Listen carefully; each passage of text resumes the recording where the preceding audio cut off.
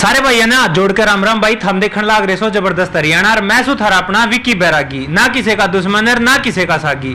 बड़ौदा में उपचुनाव है जो करे चाह होया करे महीने भीतर ब्याह बढ़न का न्यूई साहे चाह उम्मीदवार के और दावेदार के कार्यकर्ता सारे का चाह चढ़ रहा है कि अड़े का इलेक्शन महीने भीतर बढ़ लिया है। तो फिलहाल इनेलो पार्टी तय टिकट के दावेदार हैं हमारे साथ जोगेंद्र मलिक, इनसे बात करांगे कि इनकी पार्टी और ये खुद तो टिकट खातर पार्टी जीत खातर के कुछ प्रयास करने लग रही है, के माहौल बड़ौदा हल्के में चल रहा है। सारी चुनावी चर्चा इनके साथ करांगे। मलिक साहब नमस्कार, स्वागत है थारा जबरदस्त हरियाणा में। धन्यवाद जी, धन्यवाद। मलिक साहब, कल वाली मीटिंग की बात करूंगा पहले तो। कार्यकर्ता की मीटिंग हुई थी बड़ौदा में, नाम तो मीटिंग का था लेकिन वह रैली बना दी था हमने। मतलब जोश तो पूरा आ रहा होगा उसके पाछे। तो देखिए, जो चौधरी अभय सिंह चौटाला जी ने चम्मन गांव के दौरे किए, उसका ये रिजल्ट था। अच्छा। हाँ, और कार्यकर्ताओं की मेहनत थी। जहाँ अमूमन एक हल्के की मीटिंग में 500-400 की गैदरिंग होती है, वहाँ हजारों की संख्या में गैदरिंग होना अपने आप में समय का बदलाव है। और 100% आप मान के चलिए, इंडियन नेशनल लोकदल पार्टी अपने पुराने रूप में प्रारूप में आ चुकी है। जो पहले इंडियन नेशनल लोकदल पार्टी मजबूत होती थी, आज वो मजबूती इंडियन नेशनल लोकदल में आ चुकी है। ठीक। तो पिछली बार भी आप इनेलो पार्टी तय उम्मीदवार थे इस हल्के तय, बड़ौदा हल्के तय, और के कमी रही आपने? पहले तो कमियां पे बात करेंगे कि पिछली बार के कमी रही आपने महसूस? देखिए, पिछला जो चुनाव था वो हालात परिस्थितियां अलग थी। उस टाइम में हमारे से नई एक जेजेपी पार्टी जो जमा झूठी पार्टी, जय चंदो की पार्टी जिसको कहते हैं, वो अलग हुई थी। जेजेपी जमा झूठी पार्टी, जमा झूठी जय चंदो की। जय चंद कौन था? जय चंद एक गद्दार आदमी था। अच्छा। तो ये भी गद्दार है। ये देश प्रदेश के भी गद्दार हैं, परिवार के भी गद्दार हैं और कौम के भी गद्दार हैं ये। और किसान मजदूर सभी के लिए इन्होंने गद्दारी की है। अच्छा। तो उस टाइम पे सबसे बड़ा नुकसान इंडियन नेशनल लोकदल को हुआ था। तो को लाजमी बात है, कोई भी परिवार पार्टी अलग अलग होती है तो उसमें नुकसान होता है। तो वो दौर हमारे लिए सबसे खराब दौर था राजनीतिक तौर पे देखे तो हम। वो जो उससे पहले पार्लियामेंट का चुनाव और फिर विधानसभा का चुनाव, वो दौर जा चुका है। अब नई हालात, नई परिस्थितियां हैं। चौधरी अभय सिंह चौटाला जी और चौधरी ओम प्रकाश चौटाला जी के नेतृत्व में इंडियन नेशनल लोकदल पार्टी बिल्कुल मजबूत स्थिति में आज आगे खड़ी हो चुकी है। अच्छा, तो आज आप भी पूरा जोर शोर लगा कर बड़ौदा हल्के में घूमने लग रहे हो, ऊपर तक तसल्ली हो रही है कि टिकट की?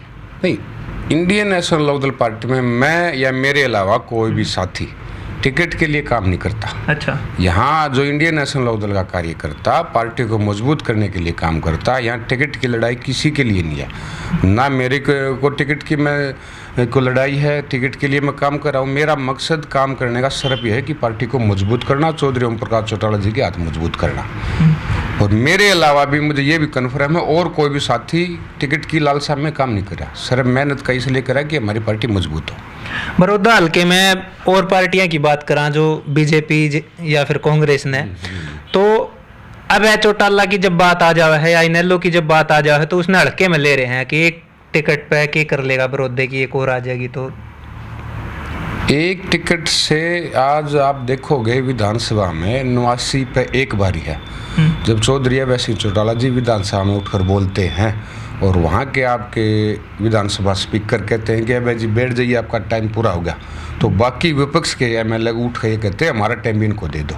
अच्छा। तो बात एक की नहीं होती है। ये चुनाव आने वाली जो आपका 2024 में चुनाव होगा, उसकी रणनीति तैयार करेगा और उसकी एक पटकथा लिखी जाएगी। मतलब 100 सुनार की एक लुहार की वाली बात है। बिल्कुल। तो ये तो जो बीजेपी कांग्रेस कह रही है कि क्या करेगा, तो कांग्रेस को एक सीट मिल गई मान के चलो, वो क्या करेंगे? और बीजेपी को एक सीट ये मिल गई, वो क्या करेंगे? वो भी कुछ नहीं कर सकते। यहाँ तो सबसे मैं तो ये कहता हूँ, यहाँ की बड़ी जागरूक जनता है, उन्होंने सोचना चाहिए ये सीट तो चौधरी अभय सिंह चौटाला और ओम प्रकाश चौटाला की जोड़ी में ही डालनी चाहिए उन्होंने। अच्छा। अगर कुछ फायदा होना है तो इंडियन नेशनल लोकदल पार्टी और प्रदेश को होना है।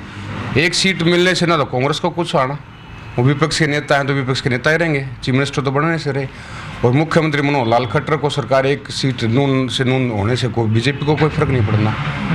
तो ये तो उनका खामखाई का कहने की बात है कि एक सीट से क्या होगा। बड़ौदा हल्के की बात करा तो कृषि मंत्री आवे हैं, बीजेपी पार्टी से संबंध है उनका, हरियाणा के कृषि मंत्री जेपी दलाल। तो लगभग हर भाषण में एक बात कहे हैं कि बड़ौदा वालों हमने खीर नहीं खा के देखी है, बीजेपी वाली खीर खाओ थम, जब थारा विकास होगा। बड़ौदा हल्का की जनता बड़ी जागरूक और बहादुर जनता है। ये दूसरे की खीर के भरोसे नहीं है। ये तो अपनी खुद की खीर बनाते हैं, अपने घर के दूध की खीर बना के खुद खाना जानती है। घर के मुर्रा बांध रहे हैं। हाँ, ये जो जेपी दलाल जी हैं, ये तो अहंकार घमंड में चूर है। मैंने पीछे देखा था आपके उधर बड़ौदा में एक संजय खासा सरपंच है, मेरे साथी हैं वो, उनको जैसे अहंकार की भाषा में बोल रहे हैं, वोट देनी तो दे दी ना, तेरी वोटा का भरोसे नहीं है हम तो खीर तो ये खुआवे भाईचारा तोड़ने का। अच्छा। हाँ, जब से प्रदेश में बीजेपी की सरकार बनी है तब से आप मान के चलो 3 बारी प्रदेश का भाईचारा तोड़ने का काम किया। एक बारी जाट आरक्षण के नाम पर 36 बिरादरी का भाईचारा तोड़ने का काम किया, तो दूसरी बारी प्रदेश को जलाने का काम किया बाबा राम रहीम के नाम पर, और तीसरी बारी बाबा रामपाल महाराज के नाम पर। 3 बारी प्रदेश को जलाने का काम किया। वो बीजेपी सरकार की कर्तृत्व के कारण हुआ। जहाँ भी ये बीजेपी सरकार सत्तासीन होती है वहीं भाईचारा तोड़ने का काम करती है। उदाहरण के तौर पर आपने गुजरात में देखा, गुजरात के बाद जिस भी प्रदेश में, आपके हरियाणा में आज से पहले कभी प्रदेश में ऐसे हालात नहीं हुए थे जैसे अब 3 बारी इनके टाइम में हुए हैं। तो इस बार बड़ौदा का जो चुनाव है, आपने क्या लगे है कि मुद्दा के उस दम पर लड़ा जाएगा या फिर वो जाति पाति के दम पर लड़ा जाएगा? नहीं, इंडियन नेशनल लोकदल पार्टी कभी जाति पाति की बात नहीं करती। वो 36 बिरादरी को लेकर काम करती है। और आपने पूरा पिछला इतिहास भी देखोगे आप, चौधरी ओम प्रकाश चौटाला और चौधरी देवीलाल ने 36 बिरादरी के जो नुमाइंदे हैं उनको विधानसभा और राज्यसभा में भेजने का काम किया। 36 बिरादरी, ये ऑन रिकॉर्ड की बात है, आपने पता है। 36 बिरादरी को हमेशा साथ लेके चलते हैं चौटाला साहब। तो हम यहाँ पर लड़ाई लड़ेंगे विकास की, भाईचारे को साथ में लेकर ये मुद्दे उठाकर चुनाव लड़ने का काम करेंगे। बात करेंगे डेवलपमेंट की, किसने विकास किया किसने नहीं किया। अब मैं जहाँ डेवलपमेंट की आपको बात बताऊं तो विकास किया तो चौधरी ओम प्रकाश चौटाला जी ने यहाँ किया। अच्छा। मैं 2-3 बातें आपको बताना चाहूँगा। मैं हमेशा कहता भी हूँ ये बात, उल्हाना गांव में जो शुगर मिल, इतना बड़ा प्रोजेक्ट जो करोड़ों रुपए में लगता है, ना ही कांग्रेस सरकार ने लगाने का काम किया, ना ही बीजेपी सरकार ने लगाने का काम किया। अगर वास्तव में विकास किया तो चौधरी ओम प्रकाश चौटाला ने उल्हाना गांव में शुगर मिल लगाने का काम किया, जिससे किसानों को सुविधा मिली तो युवाओं को रोजगार मिला। उसी के साथ बड़ी ब्राह्मणान गाँव है, हमारे ब्राह्मण देवता का गाँव है, वहाँ इंजीनियरिंग कॉलेज अगर किसी ने देने की बात करी तो चौधरी ओम प्रकाश चौटाला जी ने की। अगर मैं बात करूं गोहाना की नई सब्जी मंडी, अनाज मंडी, ये इतने बड़े जो प्रोजेक्ट हैं ये भी सारी चौधरी ओम प्रकाश चौटाला जी ने अनाज मंडी सब्जी मंडी देने का काम किया। इन सारी चीजें के श्रेय की बात करें तो जेजेपी में बैठे केसी बांगड़ भी अपने वो श्रेय दे रहे हैं कि इन सारी चीज मेरी वजह था। केसी बांगड़ कौन होता है? केसी बांगड़ होता कौन है मेरे को आप ये बताओ ना। चौधरी ओम प्रकाश चौटाला जब मुख्यमंत्री थे उस टाइम पर केसी बांगड़ को पावर किसने दी थी? कलम की पावर चौधरी ओम प्रकाश चौटाला ने दी थी। HPS, HS और ये जो प्रोजेक्ट ये केसी बांगड़ थोड़ा लगाने वाला, घर से लगाए हैं उसने क्या। अब वो आज 2 बिलदार भी लगा के देख लो ना, फिर आज शुगर मिल लगाओ ना, आज को फैक्ट्री लगा के देखो ना यहाँ पे, मतलब तो ये तो केसी बांगड़ को तो मैं मतलब ये चीज़ कैसे सोच सकता हूँ, कैसे कह सकता है ये बात, मतलब ये तो जनता भी जानती है इस चीज़ को। तो इंडियन नेशनल लोकदल पार्टी की तरफ से दावेदार हो आप टिकट के, तो अपने आप की क्या मजबूती मानो, कौन सा पक्ष आपका मजबूत है कि आपने टिकट मिले? देखिए जी, दावेदार मैं फिर कहता हूँ आपको, कोई दावेदार ही नहीं है। दावेदार तो आप भी हो, हमारे कैमरामैन भाई साहब ये भी दावेदार हो सकते हैं। इंडियन नेशनल लोकदल में पार्टी की में सभी काम करने वाले आदमी हैं। टिकट की लालसा, लोभ, लालच, प्रलोभन से काम नहीं करें हम तो। पार्टी किसी को भी, मेरे को, आपको या किसी और तीसरे चौथे भाई को, किसी को भी देगी, जोगिंदर मलिक तन मन धन के साथ अपने से, जो मैंने अपने चुनाव में मेहनत की थी उससे भी डबल ताकत के साथ काम करने का काम करेगा। तो जोगिंदर मलिक जी, आपका गाँव भी हल्के में पड़ा है, इसे हल्के के, और इस बार एक हल्के वाले का नारा भी खूब चल रहा है कि हमारे हल्के का होना चाहिए कैंडिडेट। बिल्कुल होना चाहिए जी। तो आपने क्या लगा, कितना फायदा मिलेगा अगर आपने टिकट मिल जा है? देखो मैं गांव में कितनी स्थिति मैं नहीं कोई भी हल्के का नुमाइंदा हो, मैं तो कहता हूँ सभी पार्टियों ने ये फैसला लेना चाहिए हल्के का नुमाइंदा हो। देखो बहुत फर्क पड़ता है, हल्के का अगर कोई कैंडिडेट होगा तो विकास का की रफ्तार तेज होती है। बाहर वाला तो फिर भी बाहर वाला होता है जी। अच्छा। कहीं ना कहीं बाहर का कोई कैंडिडेट आएगा तो मान के चलो 1% हो, विधायक भी बन जाता हो, तो यहाँ बड़ौदा हल्के का जो हक है वो कहीं ना कहीं कुछ % वो अपने उधर ले जाने के काम करता है। ये तो हो जाती है, वो ना चाहते हुए भी कहीं ना कहीं हक बड़ौदे का अपने वहाँ जो भी उसका बाहरी हल्का होता है वहाँ पर ले जाता है। तो मैं तो सभी पार्टी के से भी प्रार्थना करता हूँ और हमारा तो कैंडिडेट होगा ही, लोकल हल्के का होगा। तो मैं तो बाकी सभी प्रार्थना करूंगा कि कैंडिडेट उतारें तो लोकल यहाँ का कैंडिडेट उतारें। आपके हल्के की बात करा तो आप पिछली बार भी उम्मीदवार रहे हो पार्टी के, और इस बार भी दावेदारी की बात फेर कहूँ मैं कि दावेदार हो। तो इस हल्के में के समस्या जोगिंदर मलिक ने दिखे हैं कि के कुछ कमी रहेगी विकास में? देखो, अनेकों समस्या है। ये टोटली हमारा ग्रामीण क्षेत्र आता है और लगभग लोग किसानी करते हैं यहाँ पर। सबसे बड़ी तो समस्या मैं किसानों के लिए बताऊंगा, मैं सिंचाई के पानी की है और साथ के साथ में पीने के पानी की समस्या है। आपके बड़ौदा हल्का में कोई भी गवर्नमेंट कॉलेज नहीं है, ना लड़कों के लिए ना लड़कियों के लिए, कोई बड़ी इंडस्ट्री नहीं है। पहले अगर कोई उद्योग लगाने का काम किया, गन्ने का चीनी मिल जो लगाने का काम किया, तो खाली चौधरी ओम प्रकाश चौटाला जी ने ही किया था।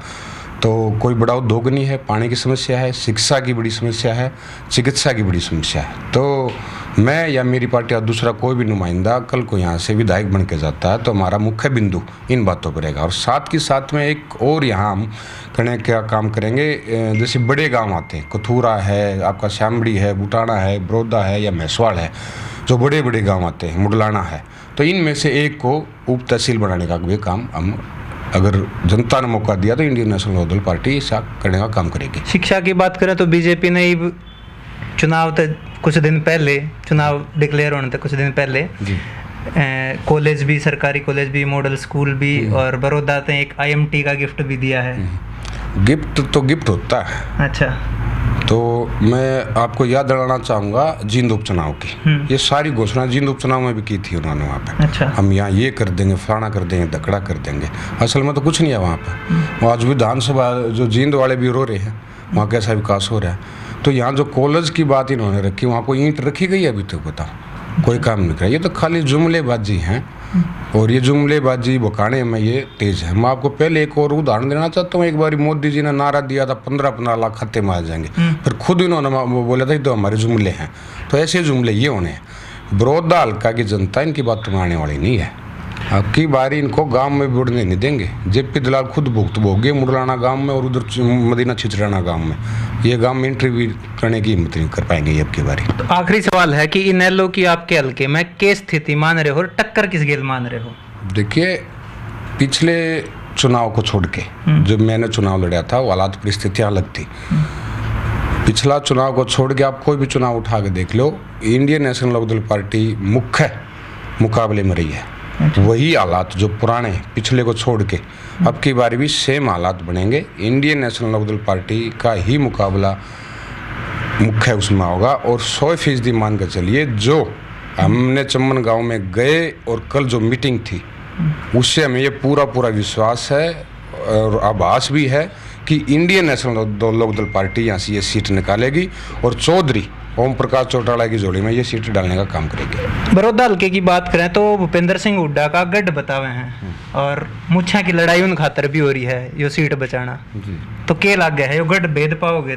देखिए, गढ़ कहने से गढ़ नहीं होता जी। भूपेंद्र हुड्डा जी हमेशा झूठ और चौधर का नारा देकर कहता है कि रोते मेरी आग एक आँख है तो गुहाना बड़ौदा मेरी दूसरी आँख है। खाली कहने से और चौधर का नारा देने से और गढ़ कहने से काम नहीं चलता। काम करने से काम बनता है। भूपेंद्र हुड्डा 10 साल मुख्यमंत्री रह गए, उसने आप पूरे बड़ौदा हल्का में एक भी कोई भी गवर्नमेंट कॉलेज बनाने का काम किया? कोई बड़ा मेडिकल, कोई हॉस्पिटल, कोई इंजीनियरिंग कॉलेज, कोई भी बड़ा काम करने का काम नहीं किया। उसके सांगी खडवाली और उसके किलो हल्कों में देखोगे ना आप 3-3, 4-4 गवर्नमेंट कॉलेज है, लड़कियों के अलग, लड़कों के अलग। तो खाली कहने से गढ़ थोड़ा होता है। और गढ़ कहाँ था? मैंने कहा ना, जैसे कि पिछला चुनाव छोड़कर आप उससे पहले चुनाव में जाएंगे, जब इंडियन नेशनल लोकदल पार्टी ने लड़ा था मात्र 3-4-5 हज़ार वोटों से तो हमारा कैंडिडेट आ रहा था। गढ़ का तो मतलब एक तरफा होता है। तो गढ़ भूपेंद्र हुड्डा का नहीं, खाली चौधर का नारा देता है, झूठे लोभन का देने का काम करते हैं। गढ़ तो इंडियन नेशनल लोकदल पार्टी का है और आगे भी ये हम दिखाने का काम करेंगे। तो मतलब इस बार है 100% मान के चलिए, अब सत्य है। हाँ, 100% मान के चलो कि अब यही सत्य है। ये थे हमारे साथ जोगिंदर मलिक जी, इनेलो पार्टी थे इस बार बड़ौदा हल्के की टिकट के दावेदार हैं। पिछली बार उम्मीदवार थे पिछले बड़ौदा चुनाव में, और पिछली बार स्थिति थोड़ी सी नाजुक रही थी। किस वजह से रही थी वह बिन ने बताई है, और इस बार इनका कितना अगब्योच है इनेलो पार्टी का और किस गेल ये टक्कर मान रहे हैं, वो सारी चर्चा इन तय करी है। लेकिन यो चुनाव जो है 3 तारीख ने वोटिंग होनी है, उसके बाद इसका रिजल्ट बताओगा कि अड़े बड़ौदा में के हाल रहना है, किसका कितना अगब्योच है। देखते रहिए जबरदस्त हरियाणा। इस वीडियो ने लाइक और शेयर कर दियो, यूट्यूब पे सब्सक्राइब कर लियो, फेसबुक पेज फॉलो कर लियो। कैमरे के पीछे राहुल राजपूत। राम राम।